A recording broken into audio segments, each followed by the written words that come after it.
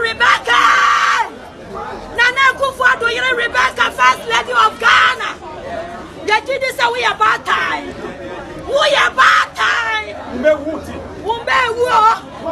Kasachira wo husband no kasachira magistrate na o judge asama homache no so de na mo na ko remind 2 weeks no janu no fire sika maye esa say tama ye ne pray last year no mo kasachira ye no ye ti si ye twen ama na mo na ba enda wa bedu wa ra country cry ye janu mo aba na Ghana na sa so ada na sa mo sama branche ni brabio Munjano, na say yesika na matidini tina mo yasa.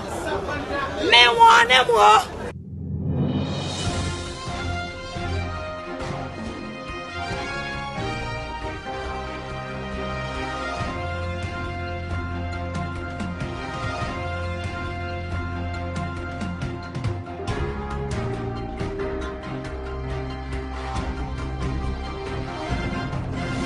Today we're going to be moving fast. Yes, we're going to be moving fast because I'm going to explain to you what actually happened in Dubai. The judgment of Nana Mensah's case against Horizon, the Horizon company that sells jewel. This is the company that sued Nana Mensah. I'll also be telling you about what happened in court when Nana Mensah came to Ghana, what the government of Ghana said, and what the attorneys or the counsel of Nana Mensah also said in court. So I have the 2 court hearings here.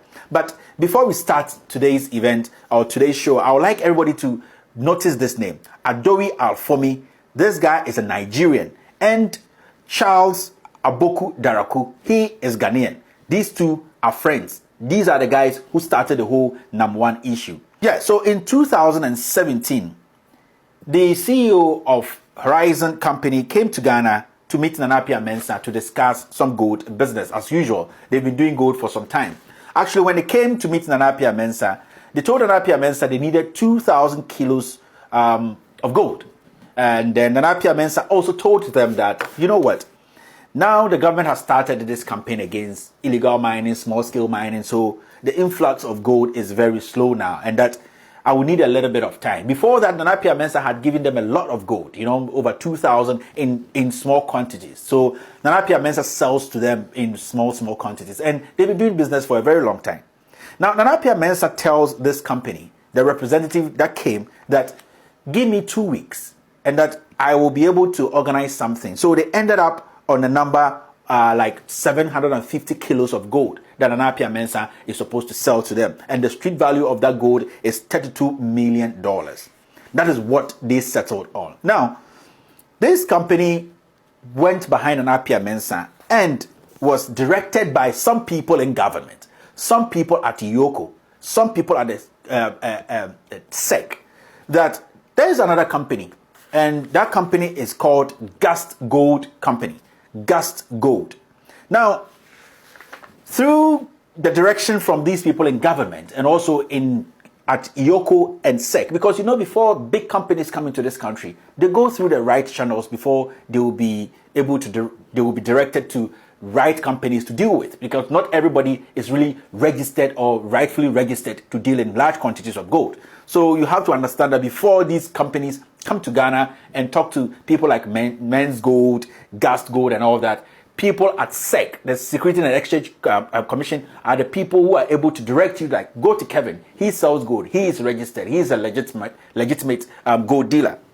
So this company, Horizon, couldn't wait for the 2 weeks, and then they got behind Nana Mensah to meet this guy who calls himself Adowi Alfomi. He says, he told the Horizon people that he is the prince of the Ashanti Kingdom. Yes, he is the prince of the Ashanti Kingdom, and that he owns Gust Gold. He has some shares in, if the company have heard about MENZGOLD, he's got a lot of shares in MENZGOLD. So if they're dealing with him, it's basically like dealing with MENZGOLD. That is what they told these people. Now, these people trusted these two guys, this Charles Aboku Daraku. I'll talk about these guys very soon. And then they told them to meet them in Dubai. So these two guys, they flew to Dubai.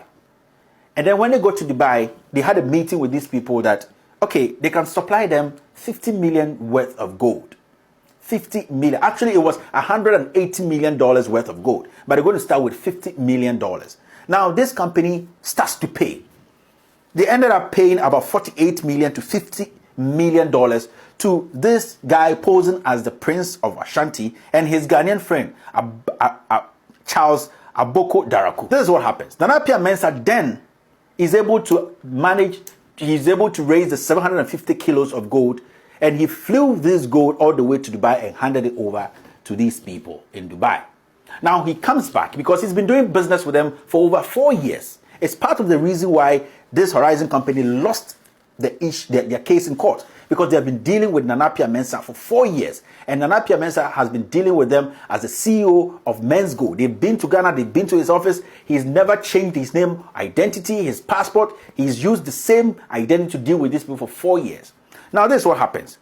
Nana Appiah Mensah comes back to Ghana. He's waiting for his money to be transferred to him. 2 Swift checks come in, they all bounce. Now he gets worried. So Nana Appiah Mensah decides to go to Dubai to take his money. Now, Nana Appiah Mensah leaves Ghana, yes, thinking that he has a legit business. MENZGOLD customers, listen to me. Nana Appiah leaves Ghana. The day Nana Appiah leaves Ghana, he notifies the Ghana Airport Authority. He notifies Yoko. He notifies the Ghana police that he is leaving for Dubai. And you have to understand this. Airplanes, private airplanes are not like 207 or they are not like Kia Optima. They are planes. And before they leave, they go through a lot of process, checks, paperwork are done. So Nana Appiah Mensah can't just get up in the morning, go sit in the plane and fly to Dubai. So technically, Nana Appiah Mensah made sure that he was going through the right channel before he left Ghana. Nana Appiah Mensah leaves Ghana. He gets to Dubai to chase his money. Then he's locked up. Yes, Nana Appiah Mensah is locked up in Dubai. But the funny thing is, after Nana Appiah Mensah was locked up in Dubai, these 2 guys escape. These 2 guys are given the VIP treatment at Kotoka International Airport and they escape. Now, listen to something. These guys received the $50 million in Ghana. Yes, they received the money at Unibank. In fact, the account number, this is the judgment in Dubai. The account number was 030-100-20-50011. Yes, they received the amount at Unibank Ghana. They received the $50 million there. So definitely there should be a name connected to these accounts. Charles Aboko Daraku is the person who led this transaction. And our checks indicate that Charles is actually a very close friend to somebody very close to the president. Yes, a very, very close friend to somebody very close to the president. In fact, Charles lives like 3 blocks from this person's wife's house. Yes, in Ghana. And the person knows what I'm talking about. I have documents here to prove the text messages, email messages, and all that between that person and Charles and other people in government who tried to push this under the carpet. Now, these guys received the money at Unibank. This is not even important. It's not important because Nana Appiah Mensah does not know these guys. They use Nana Appiah Mensah's company to defraud these people because they know these people have been working with Nana Appiah Mensah. But do you know how Nana Appiah Mensah ended up in this case? When Nana Appiah Mensah went to Dubai to pick his money, he was arrested. And the CEO of Horizon decided to insert Nana Appiah Mensah's name in his statement because he thought that Nana Appiah Mensah knew this guy and that they were all doing good business together. So Nana Appiah Mensah is also a scammer or a fraudster. So he inserted Nana Appiah Mensah's name in his statement because he didn't have any data on these 2 guys. These 2 guys I mentioned, Adowi Alfomi, the Nigerian, and Charles Aboko Daraku. Yes, Charles Aboko Daraku is a strong financier of a political party here, which is in power in Ghana. Yes, this Charles guy. I'll talk to you guys about him. Nana Appiah Mensah was arrested the 7th of December 2018 in Dubai when he tried to go get his money. 4 days after Nana Appiah Mensah was arrested, somebody in government went on his Twitter page and gave a hint that an Interpol red notice will be placed on Nana Appiah Mensah because Nana Appiah Mensah has jumped bail and absconded. This is the statement that person made. That person is in government now. That was the first person who made that statement from Ghana. And that, he hinted that there was going to be an Interpol red alert on Nana Mensah. So 4 days after he was arrested in Dubai, Nana Mensah, there was this placed on him. That was the Interpol alert placed on Nana Mensah. Nobody knew what was going to happen. Everybody was surprised that how can this person know that Nana Mensah, there's going to be an Interpol, Nana Mensah jump bill, the police, the CID, the IGP, they were all asked that who arrested Nana Mensah? Who arrested Nana Mensah? And that who came to sign his bail? Till date, nobody has answered that question. But we were made to believe that Nana Mensah jumped bail, absconded, and went to Dubai, and he has been arrested. So the government of Ghana sent this Interpol alert on Nana Mensah. That is why Nana Mensah ended up in jail. After the case was judged in Dubai, Nana Mensah told the court in Dubai that, you know what? I want to go back to Ghana. I've won this $39 million. I want to go back to Ghana and pay my clients, pay my customers, because they are going through a lot. This boy willingly. But Dubai told Nana Mensah something. They said, you are going to get bail. And the bill Nana Mensah got was almost $550,000 bill. The reason is, even though Dubai has lifted their Interpol on Nana Mensah or all charges, he's a free man, the Ghana Interpol red alert is still placed on Nana Mensah. So he has to come to Ghana, make sure the Ghana government revokes this Interpol alert so that he can access his money and pay these MENZGOLD customers. Period. Nana Mensah comes to Ghana, the Ghana police, the Ghana government, they take Nana Mensah and they hide him. They put him behind bars because they say Nana Mensah is a criminal. This guy willingly decided to come to Ghana and fight this revoke. Yes, this guy, he comes to Ghana because he wants to pay the dying customers. The government of Ghana says that no, we are not going to make you go out and pay them. We are going to hold you because we have charges against you. Ghanaians, don't forget that Yoko, SEC, they knew about Nana Mensah's whereabouts. When this Interpol was released, where this alert was put on Nana Mensah called Yoko 3 p.m. I'm going to tell you, it's in the report, to tell them their whereabouts. You know, Interpol is only issued when a fugitive is on the run. We don't know where he is, the criminal, the fraudster, the launderer. We don't know where they are. That's when we issue this Interpol alert. But Nana Mensah called Yoko, and Yoko boss should come out and answer questions. That I am in Dubai. I have been arrested because of this. So you people know where I am and don't place anything on me. But they still went ahead and placed it because orders from above. His lawyer also opens a case in court. Yes, he wants to make points. Now, this is what his lawyer says in court. He said, Mr. Mensah has been in custody in Dubai since December 7, 2018. The date on which he arrived in Dubai to reclaim 750 kilograms of gold with a market value of 39 million United States dollars, fraudulently obtained by the company Horizon Royal Diamond. That is the company that sued Nana Mensah. The lawyer goes on to say that we note that Mr. Mensah and MENZGOLD Ghana were introduced to Horizon Royal Diamond by members of the Yoko and Organized Crime Office, Yoko. I'm going to state this again. They make a case in court. They said they know for a fact that Mr. Mensah and MENZGOLD Ghana were introduced to Horizon Royal Diamond by members of Yoko to these Horizon people. Yoko, first of all, introduced MENZGOLD to Horizon people. Meaning, Yoko knew that MENZGOLD was operating legally. There was a legit business. But Yoko is quiet. They turn around with Security and Exchange Commission to say that they don't know anything about Nana Mensah and that he's practicing. That is where the panic withdrawal started. But don't get confused. I'm going to break it down for you to understand. In court, when Nana Mensah was in court in Ghana, this is in court in Ghana. This is what his counsel is saying. The facts they have. He said, we understand that Horizon Royal Diamond instigated this plan as they believed that MENZGOLD Ghana faced an eventual shutdown due to the regulatory dispute the company faced in 2018 amidst the misguided, wholly defamatory and ill-informed media reporting and criticism in Ghana. The question then must be asked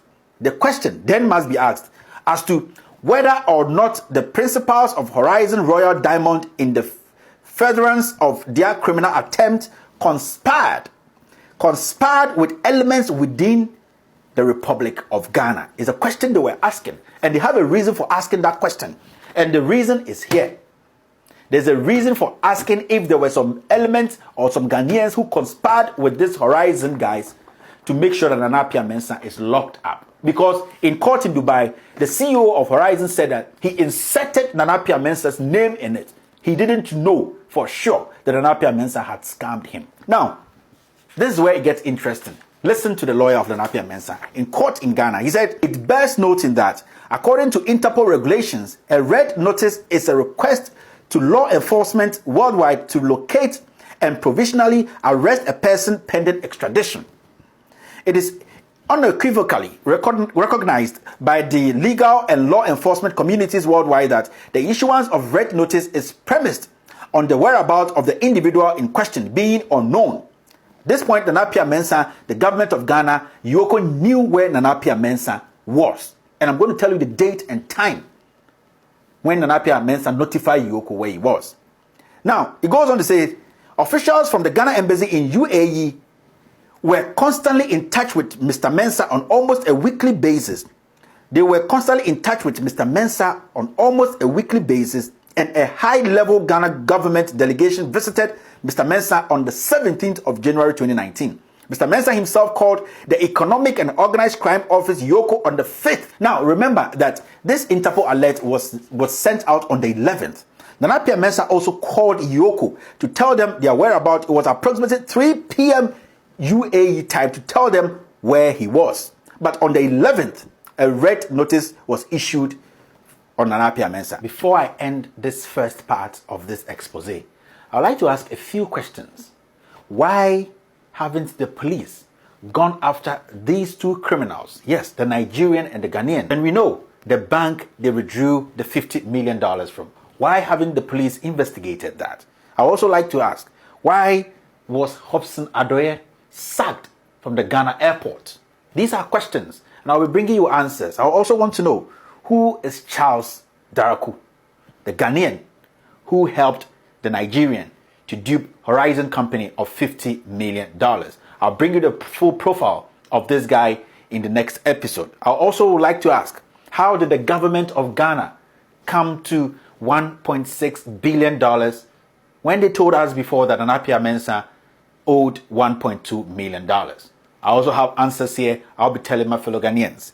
And finally, does the CEO of Horizon Company, yes, the CEO of Horizon Company in Dubai, have any connections with anybody in the government of Ghana or Yoko and SEC? These are questions that I'll be giving you answers. I have documents. I have email trackings. We've intercepted so many things. And I'll let Ghanaians know the truth behind Nana Appiah Mensah's incarceration. Finally, I would like to ask MENZGOLD customers. Yes, it's a simple advice, and it's also a question that if Francis Agodi, the person suing Nana Appiah Mensah and 16,000 others, decide to withdraw the case against Nana Appiah Mensah today, because Nana Appiah Mensah tells him in the face that he's going to pay him whatever he owes him, what case is the government going to have against Nana Appiah Mensah? MENZGOLD customers, I've always said that I'm just a messenger. I'm here to tell you the truth. But MENZGOLD customers, the honest truth is, don't allow people to use your foolishness to fool you. Ladies and gentlemen, my name is Kevin Ekobedu Taylor, and this is With All Due Respect.